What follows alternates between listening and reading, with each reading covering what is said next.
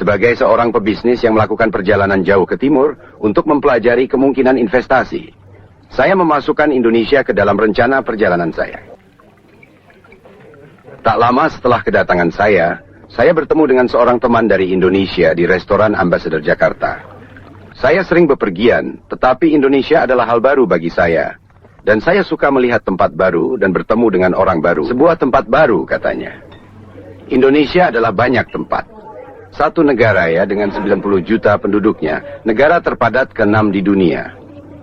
Tapi Indonesia juga merupakan rangkaian pulau yang sangat besar, sepanjang 3.000 mil dari barat ke timur dan dengan lebih dari 3.000 pulau. Inilah pulau-pulau rempah-rempah yang dicari Columbus saat menemukan Amerika. Pulau-pulau yang merupakan rumah alami bagi cengkeh, pala, lada, vanili, kayu manis, dan kamper. Saya ingin sekali melihat latar belakang alam dari pulau-pulau berbunga yang banyak saya baca, baik dalam literatur teknis maupun fiksi, Joseph Conrad dan Somerset. Terlebih lagi, untuk pertama kalinya saya berkesempatan untuk melihat keindahan untayan putih yang sepi di Laut Jawa.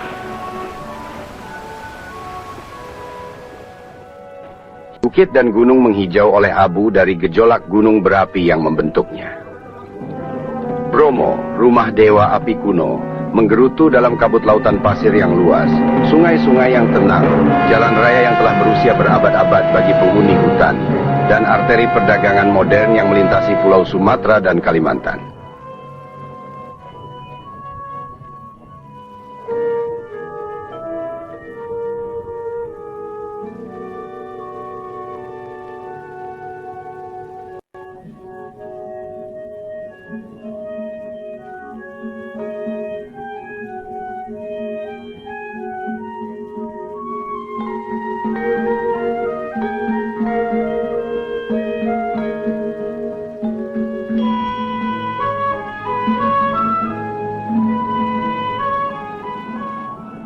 Di sini ada kerumunan orang yang tidak saling kenal. Saya terkesan dengan keindahan dan kelezatan yang luar biasa dari orang Indonesia. Budaya mereka yang kaya tetap tidak dihancurkan dan dirawat. Era Buddha yang agung terekam selamanya dalam ingatan mereka melalui simbol megah di Borobudur, kuil Hindu. Tidak lagi memiliki makna religius, namun telah berasimilasi dan diterima, sebuah tempat untuk kontemplasi atau untuk kaum muda yang sedang berlibur.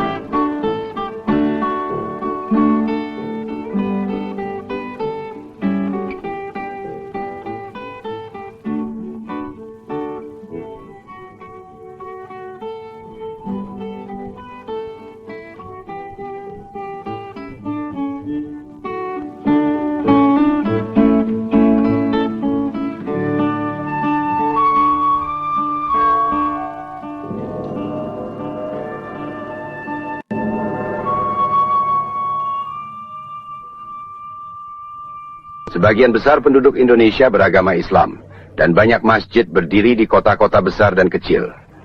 Agama yang aktif dipraktikkan oleh orang-orang yang rajin.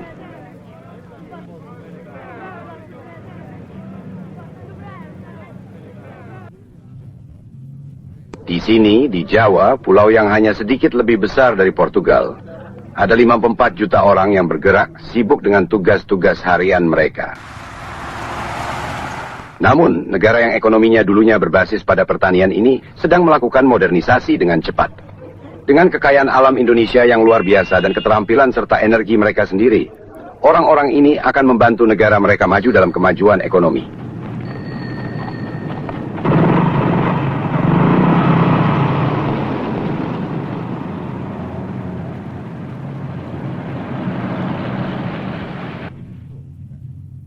Tugas mereka adalah tugas yang berat. Negara ini kekurangan modal investasi. Tetapi mereka terus maju dengan program pembangunan selama 8 tahun.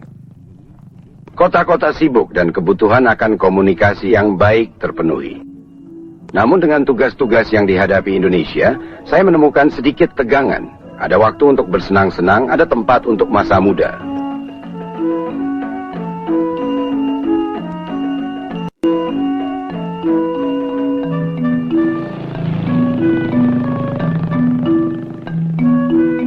Hanya 1 mil dari jalan raya yang mulus dan lebar di Jakarta. Namun di sini di desa Cikopo Selatan saya menemukan lingkungan yang berbeda.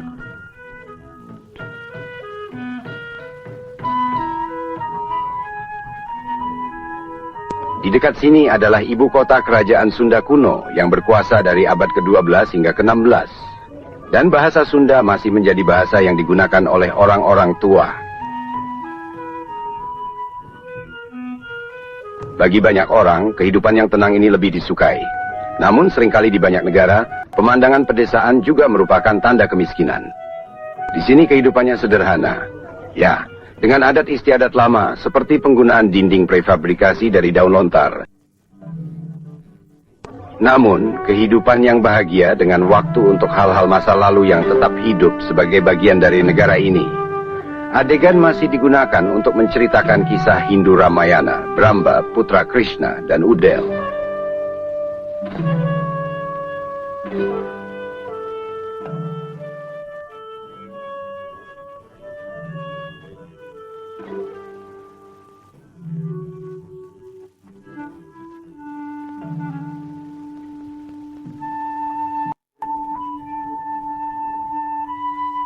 Perekonomian desa didasarkan pada beras, makanan pokok di negara ini. Dan untuk beras harus ada air.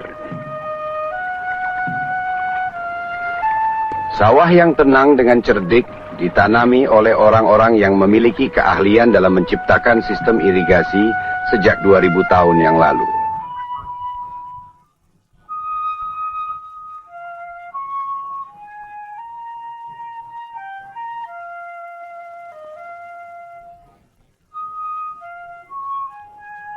Orang-orang yang sama di masa depan akan dengan sukarela beralih ke penggunaan pupuk dan mesin modern untuk meningkatkan produksi pertanian mereka, sehingga mengurangi impor dan menghemat devisa beberapa dolar per tahun.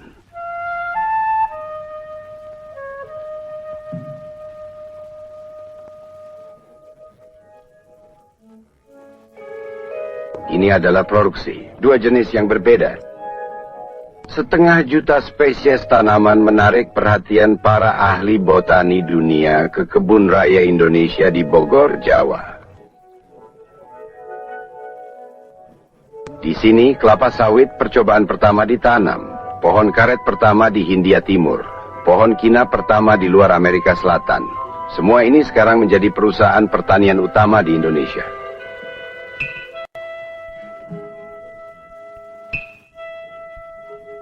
2 daun dan sebuah kuncup. Itulah yang harus diisi oleh setiap pemetik teh ke dalam keranjangnya.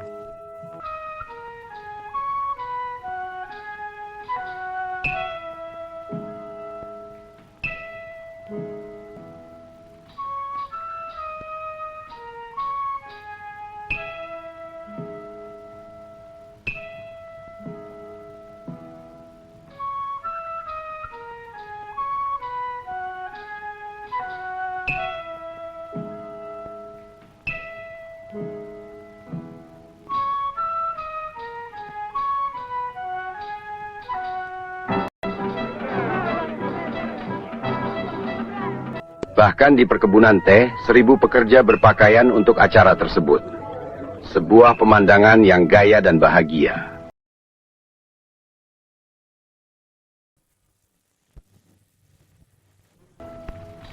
Stabilitas ekonomi untuk desa-desa di era keseragaman ini, saya senang menemukan bahwa pakaian nasional masih sangat populer. Para pembatik masih menggunakan seni tradisional mereka, mengosongkan pola-pola rumit dengan garis lilin panas, mewarnai kain, melorotkan lilin, dan mencelupnya lagi dan lagi hingga polanya selesai.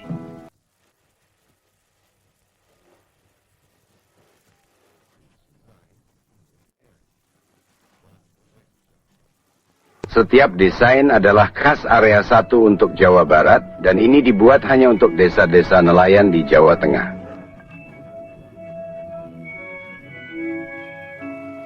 Laut di antara dan di sekitar pulau-pulau ini penuh dengan ikan.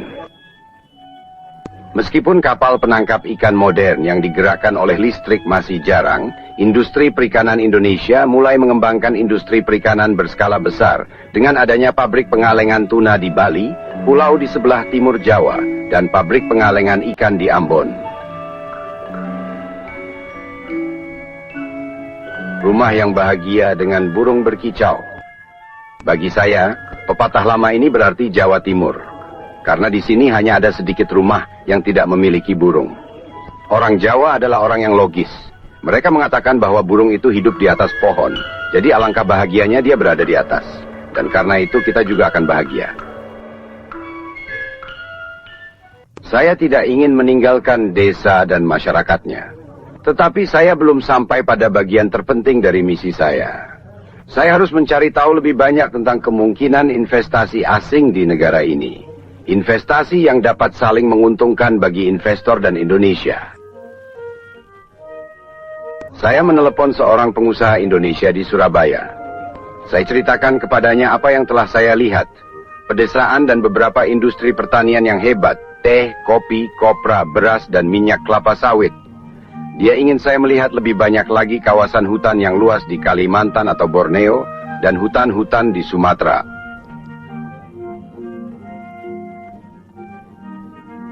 Dari udara, katanya, saya dapat melihat air terjun Asahan, yang rencananya akan menyediakan tenaga air yang sangat dibutuhkan untuk peleburan bauksit dan mungkin juga untuk produksi pupuk. Sekali lagi, jauh di ujung utara Sumatera, pabrik kertas akan dibangun. Saya mengatakan kepadanya betapa tertariknya saya pada kemungkinan investasi di Indonesia. Baik untuk modal asing maupun perusahaan patungan Indonesia. Katanya keinginan kami juga.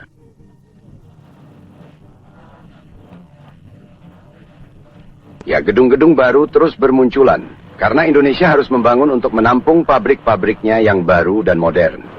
Bagi industri untuk menampung staf kantornya harus maju dengan cepat di era industrialisasi yang baru.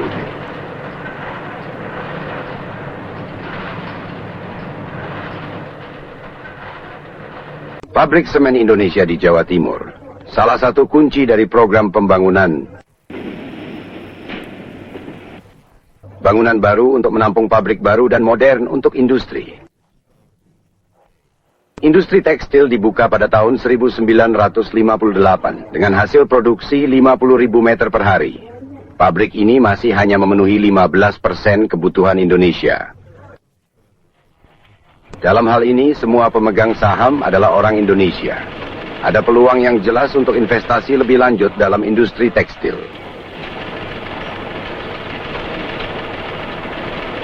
Pengolahan tembakau yang ditanam di Indonesia adalah industri lain yang dapat dikembangkan lebih jauh.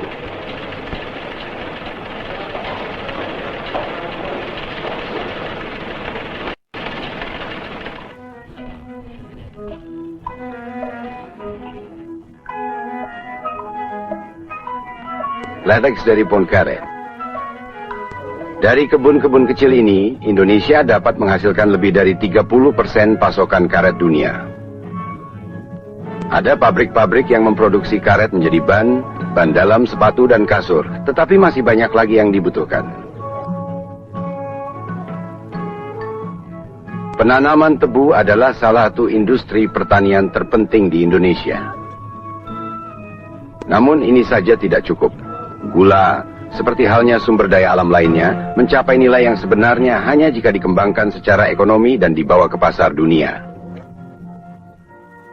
Pembangunan penggunaan pabrik modern seperti ini menunjukkan upaya Republik ini untuk mengembangkan sumber dayanya yang melimpah. Di sini, dari masukan 3.000 ton tebu per hari selama periode puncak, sekitar 3.000 kantong gula masing-masing 200 pon meninggalkan pabrik setiap hari.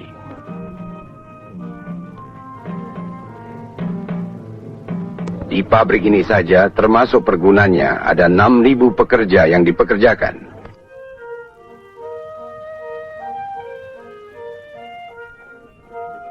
Teman saya adalah seorang pria yang sangat menarik. Dia memberitahu saya tentang sumber daya mineral, tembaga, mangan, timbal, seng, bauksit, nikel, timah, dan emas.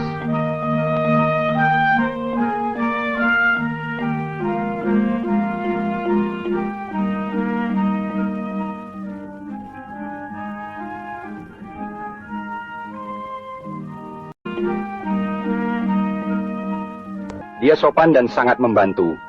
Ia mengatakan pergi dan lihat lebih banyak. Dia memberitahu saya sehingga saya berjalan-jalan di sekitar pasar dan melihat dengan jelas bahwa apa yang dikatakan teman saya benar. Penambangan mineral saja tidak cukup. Bauksit, biji dasar untuk aluminium, ditambang di Indonesia dalam jumlah besar. Tetapi dikirim ke luar negeri untuk dilebur dan dibuat menjadi peralatan aluminium yang digunakan oleh ibu rumah tangga di Indonesia. Jelas dibutuhkan investasi dalam pembangkit tenaga listrik dan pengolahan logam.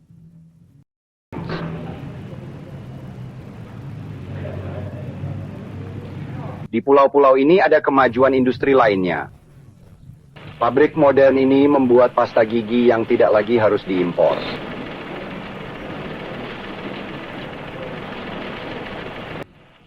Indonesia sekarang sudah swasembada dalam pembuatan sabun, margarin, dan minyak goreng, yang semuanya diproduksi di pabrik-pabrik modern seperti ini.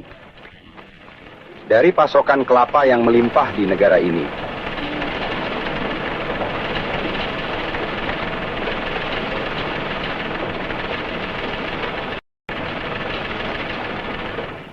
Pabrik baru ini yang merupakan investasi Australia memproduksi aspirin. Pabrik ini efisien dan dijalankan dengan baik. Namun, impor pasokan farmasi lainnya masih merugikan Indonesia, setara dengan lebih dari 12 juta dolar AS dalam bentuk devisa per tahun. Banyak yang dapat dihemat jika lebih banyak investasi dalam industri farmasi dilakukan secara lokal.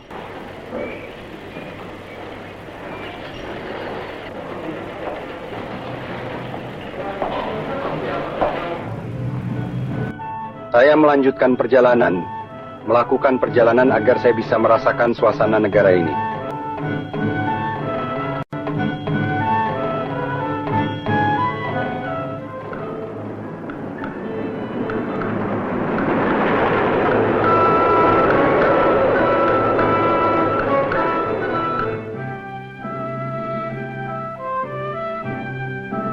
Dari Kemayoran, Bandara Internasional Jakarta, saya menuju ke barat, melintasi ujung Sumatera menuju Pulau Bangka.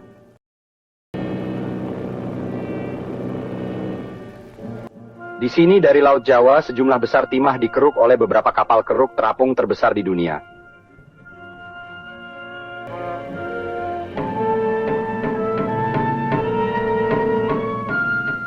Pengeboran sampel dilakukan secara terus-menerus. Alat yang sederhana namun efektif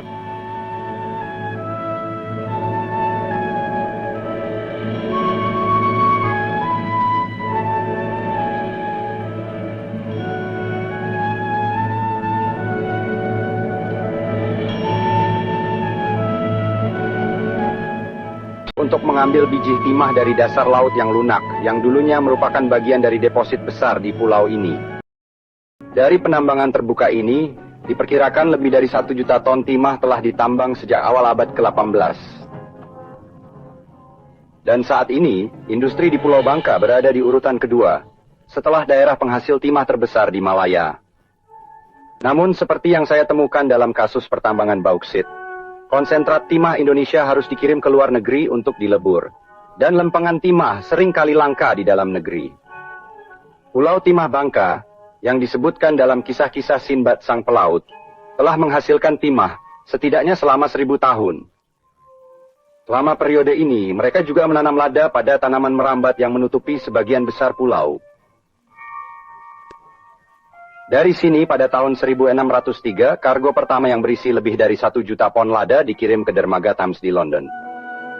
Kemudian seperti sekarang, Indonesia secara konsisten menjadi pemasok utama lada dunia. Saya meninggalkan Pulau Timah dan rempah-rempah di Bangka, dan terbang melintasi hutan-hutan liar di Sumatera.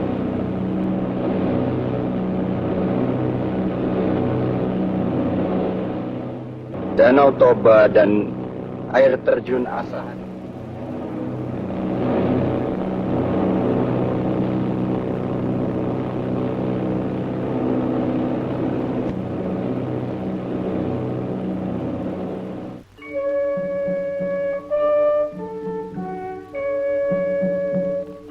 Di Sumatera, serta hutan hujan Kalimantan. Produk mereka: kayu, kayu lapis, resin, asam tanat, dan kertas merupakan aset penting. Namun Indonesia harus mengimpor kertas koran dan papan dinding karena kurangnya investasi modal.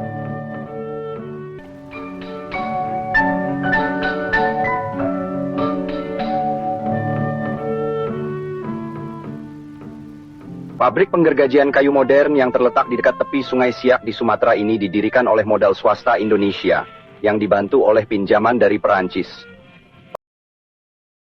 Pabrik ini telah beroperasi sejak tahun 1907 dengan kapasitas 40 kayu gergajian untuk setiap kapal yang bekerja selama 8 jam.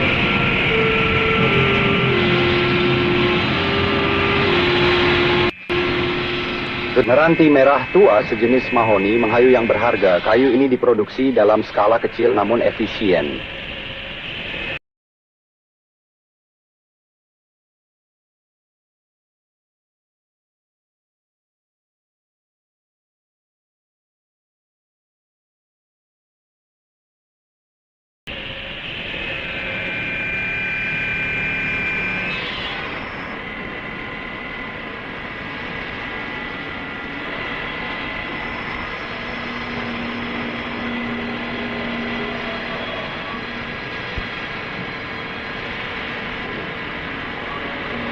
Jauh di dalam hutan rimba yang masih liar ini telah ditemukan ladang minyak Indonesia. Para perintis minyak harus menjelajahi negara-negara seperti ini secara geologis, kemudian mengebor di daerah yang kemungkinan besar mengandung minyak, untuk mengetahui apakah minyak ada di sana. Bahkan setelah minyak ditemukan, tugas yang mereka hadapi sangat berat. Jalan yang harus dibangun, perumahan, perkantoran, jaringan pipa, dan musuh terbesar yang menghadang para pekerja minyak ini adalah jangkau.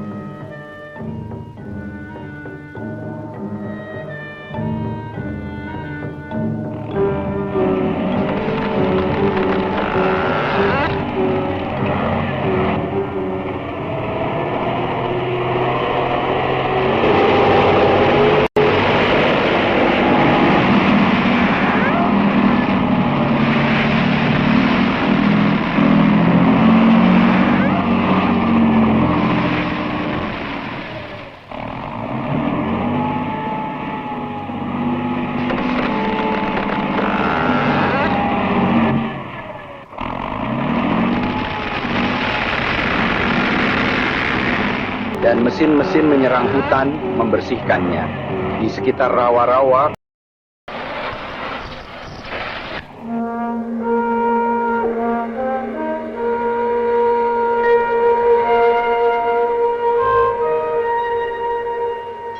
kota-kota minyak dibangun menjadi bagian dari salah satu industri penghasil pendapatan utama di Indonesia.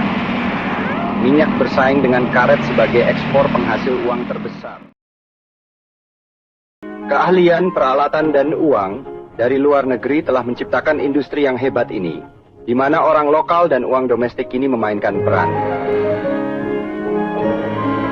Saat ini, ketidaknyamanan dalam merintis digantikan oleh kehidupan normal di kamp-kamp minyak yang sudah mapan.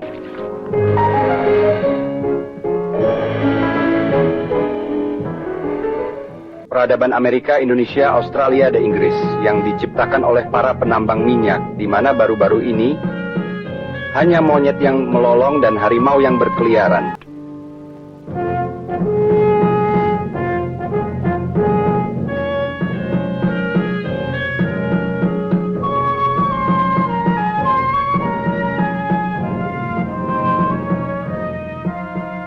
Namun, produksi minyak tidak memungkinkan untuk terlalu banyak bermain dan bersantai. Kewaspadaan dan pemeliharaan yang konstan sangat penting jika minyak ingin mengalir ke pasar. Selama tahun-tahun pengembangan yang bermanfaat, ribuan karyawan Indonesia telah dengan mudah menyesuaikan diri dengan keterampilan baru yang diperlukan dalam operasi ladang minyak. Saat ini lebih dari 90 karyawan minyak adalah orang Indonesia.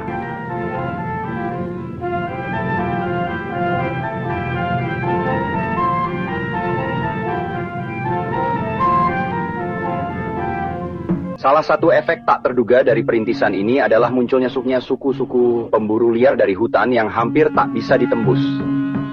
Mereka datang untuk membangun tempat tinggal mereka di dekat jalan baru. Mereka merasa lebih aman. Bahkan mereka mendapatkan keuntungan dari industri minyak di negara mereka sendiri.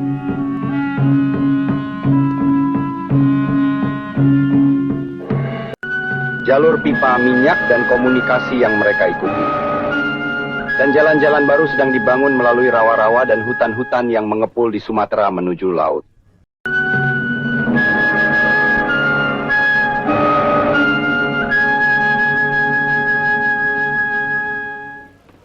Saya kembali ke Jakarta untuk mengucapkan selamat tinggal kepada teman Indonesia saya dan menceritakan semua yang telah saya pelajari. Saya telah mengumpulkan banyak data tentang negara yang baru merdeka dan berkembang pesat ini. Negeri yang kaya akan sumber daya alam yang beragam. Negeri di mana, dengan modal yang cukup, banyak industri dasar dan sekunder dapat dikembangkan.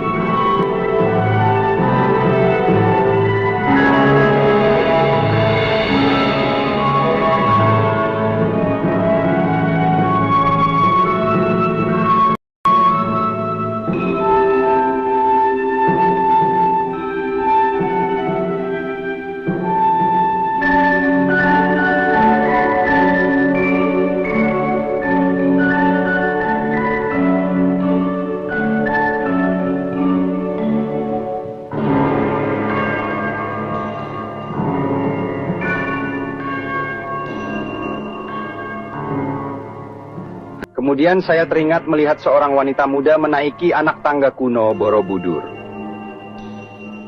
Bagi saya, hal itu merupakan simbol dari keberhasilan pencangkokan industrialisasi modern dengan latar belakang budaya kuno yang masih kental dalam kehidupan masyarakat Indonesia.